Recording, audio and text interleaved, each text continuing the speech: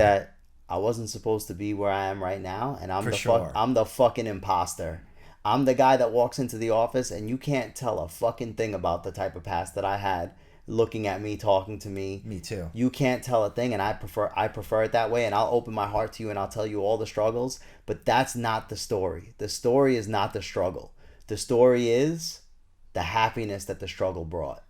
Right, right. It's, oh my God. You hit the perfect point, which is adversity, right? Like you need the adversity, I think, to appreciate the good in your life. You need it.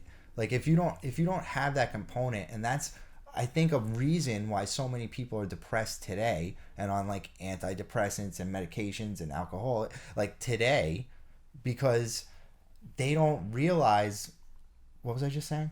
I'm sorry.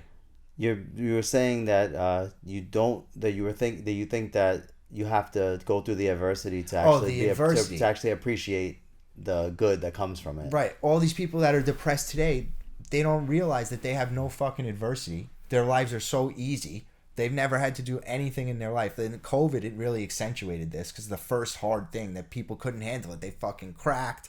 They you know what I mean? But what about kids that are abducted and taken into child sex trafficking? They can't control that. They can't control their adversity. They can't get out of that. But I'm saying the adversity is a good thing.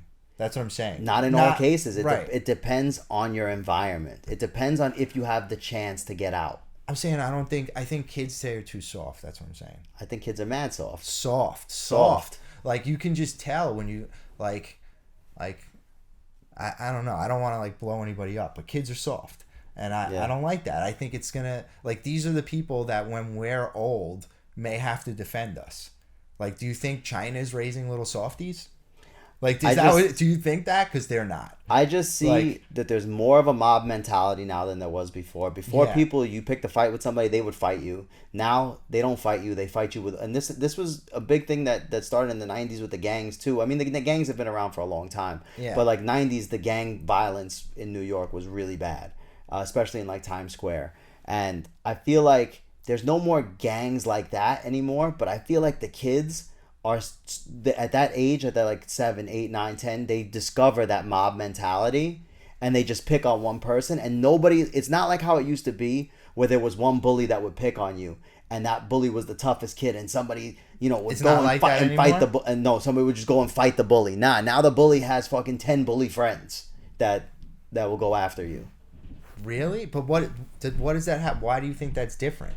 I'm trying to figure I out. think it's different because back in the day, there was a bully, Chris Dukes, right, in my 5th grade class, and he told me to shut up or something like that. And one of my day ones that I just met on that day, he didn't know me at that point. He just moved from Brooklyn to Queens, stood up and said, "Yo, why you picking on the little guy for? Come fight me."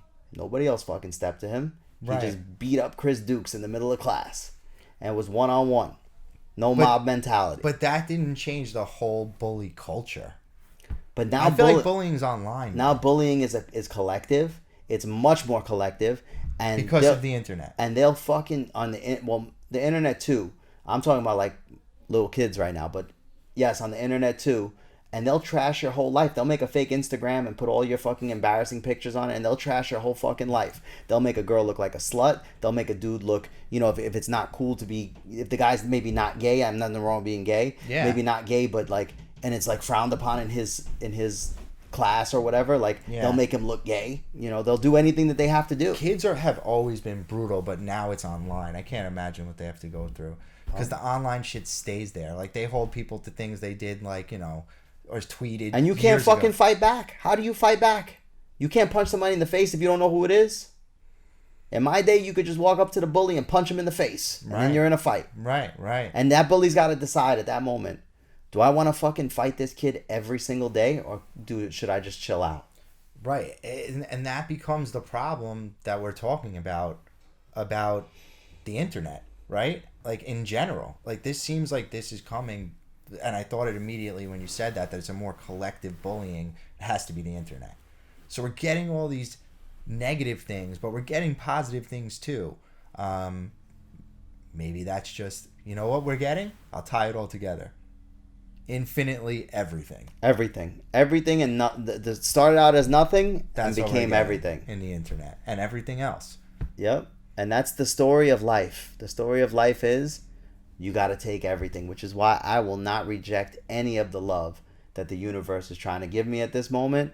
And I'll try to put look, you know me already. I'm good at absorbing the negative energy, Yeah. and not giving it back. You are. You're very good at it. I'm not so good at that. There needs to be people like that, but there try. also needs to be people who push out that negative energy too, because maybe that's what you were talking about, the hardship that somebody needs to face, or they need to view themselves through somebody else's eyes in order to appreciate the good that they have. Right. So maybe that negative thing did a good thing. It's too many chain reactions. It's everything. It's everything. It's everything. And really, inherently, because it's everything, there really is no good or bad. There's no Can good we or just bad, say and there's that no too? right answer. Right.